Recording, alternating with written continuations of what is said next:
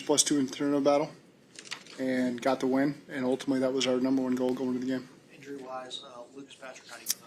Yeah, no, Lucas Patrick will be a couple weeks, so we'll make some decisions there. Other than that, everyone came out pretty clean. Zach, how much when he went out of the game did it affect the running game, you think? I don't think that was the reason why. I thought he played well when he was in there. I thought Dalton did well in the run game when he was in there as well. So that's not a one-for-one correlation there on why second half was as good. That was overall a unit thing. That was a coaching thing. That was everybody involved in the offense thing. Was Lucas dealing with a calf injury throughout camp? We saw him with the sleeve. Was he dealing with something? Is that something he's been managing? There was a couple things he was dealing with in camp. What stood out most to you about what you saw from the defense after you rewatched the tape? Just the way that they finished the game on those last 5 possessions. You just look at, one thing we've talked about is they get back on tracks. There were some times early in the game we got them into a second 10, second 11 where we want them, and they were able to convert them. At the end of the game, when you look at every situation we were in that way, second 8, 9, 10, 11, 12, we won. The next down, and so I think our guys just did a great job finishing the game, closing it out, getting the 2 turnovers, getting the turnover on downs on the 4th and 5. Just a lot of really good stuff to close out the game from our defense.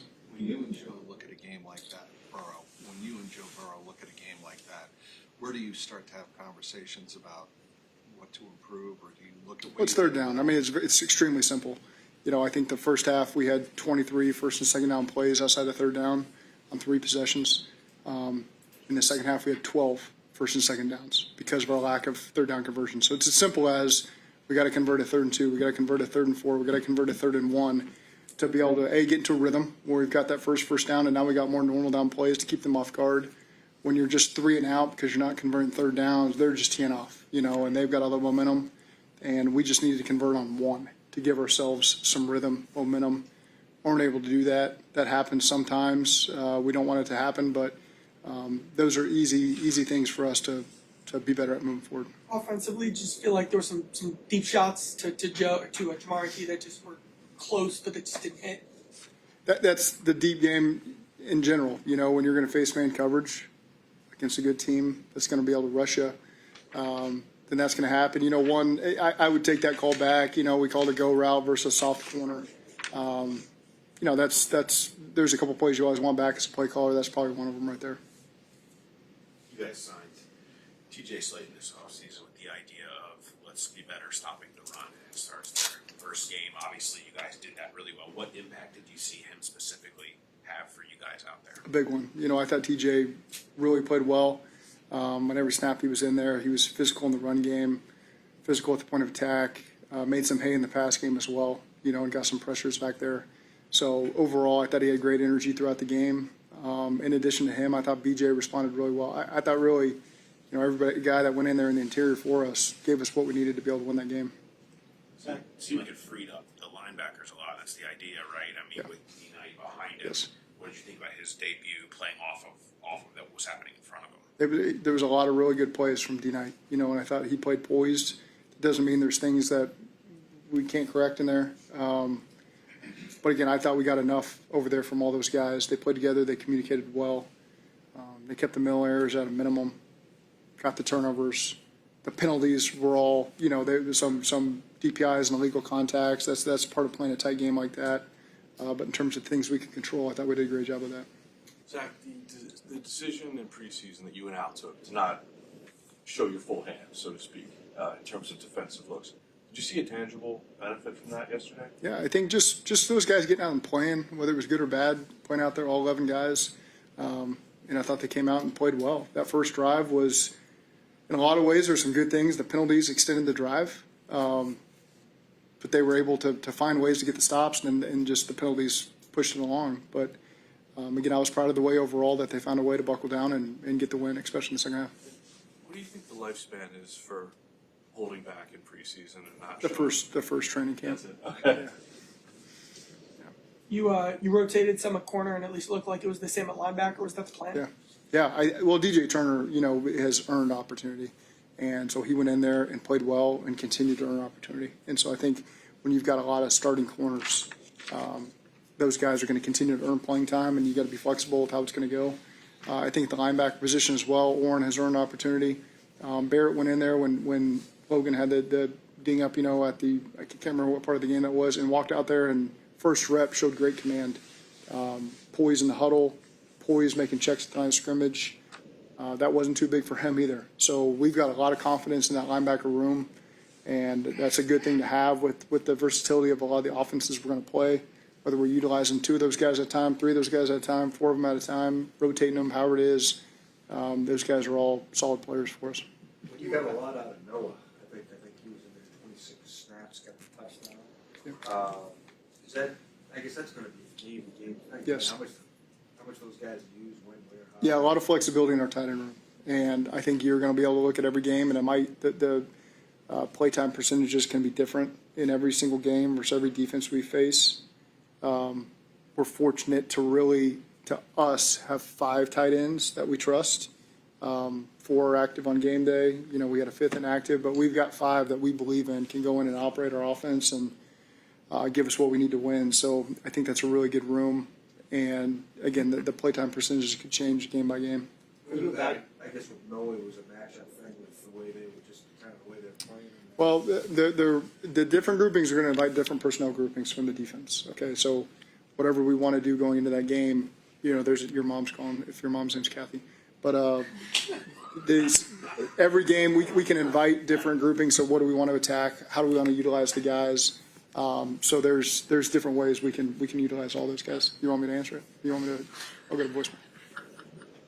Should pick up. That would have been good. Should have good content. Huh? Should pick up with the right content. Cody, they get Cody in there, so we can add. I guess I don't know. Was that he's a hybrid? I guess he's an H-back there, right? Or whatever. He was a fullback. He was true old school Spider 2. That's Spider 2 Y banana right there. That's not exactly how we called it, but that's a play I threw probably 14 of my 16 touchdowns in college on right there. Simple as that. But if you like the John Gruden term, that's basically what that play was. Did you have to work with Cody on his form, on his? You don't get that full speed. That's not a full speed rep that we get. Now we've walked through that a million times and talked through how we want to cut at the edge. It's a big job, but in terms of actually repping that live and him going, we have not done that with him. Last year that was Hubbard. Why Cody this year?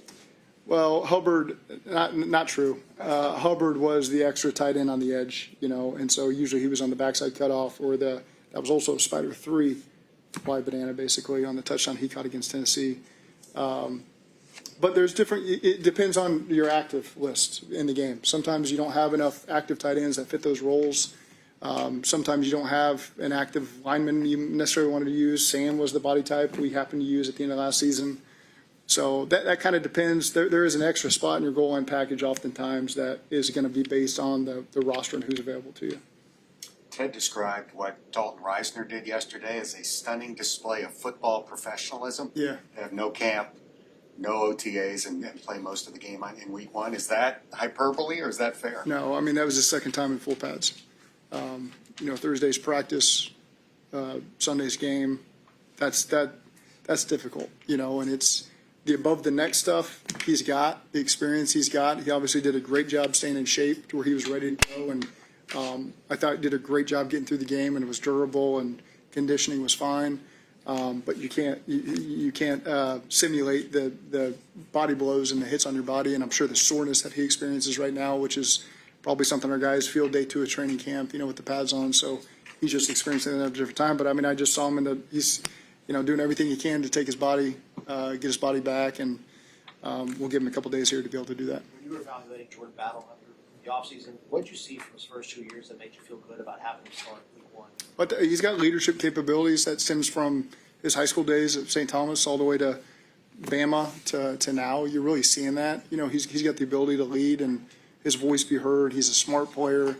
You're going to get everything from him on every play. I thought one of the 2 of the plays that stuck out for me, there was a goal line play where his man motioned across and he had to motion and fit up and allow Logan to come through and make the play on the third and goal play.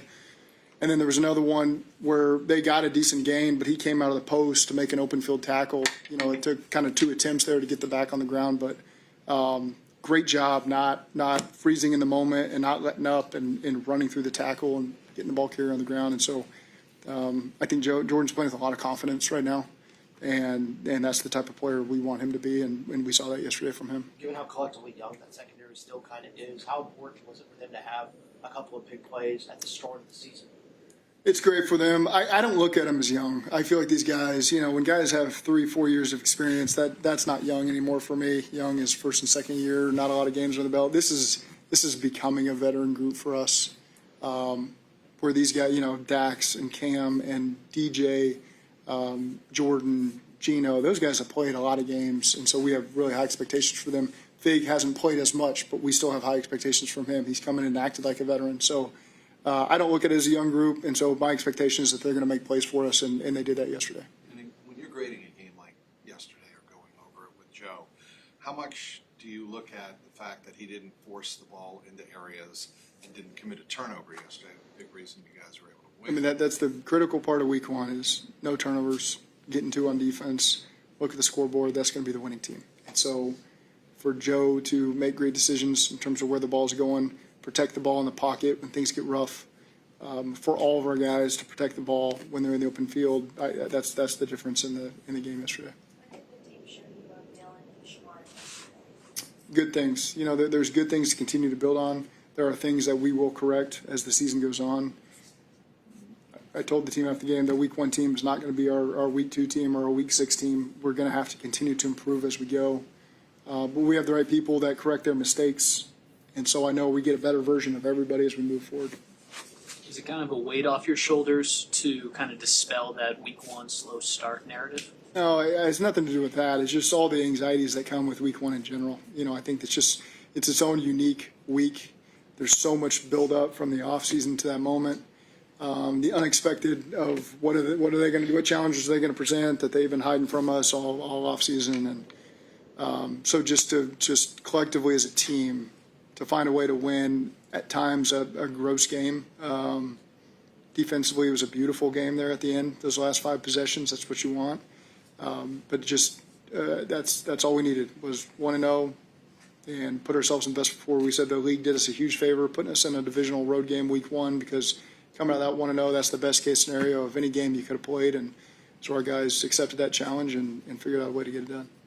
How closely does yards allowed per carry correlate to winning?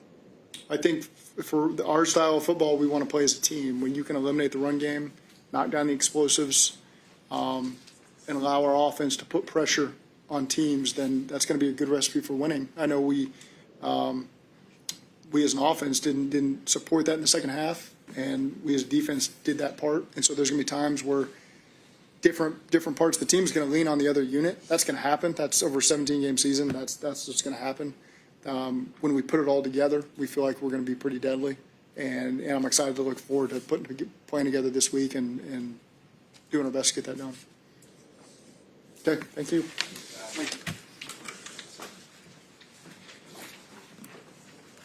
Whose phone was it? That's when my mom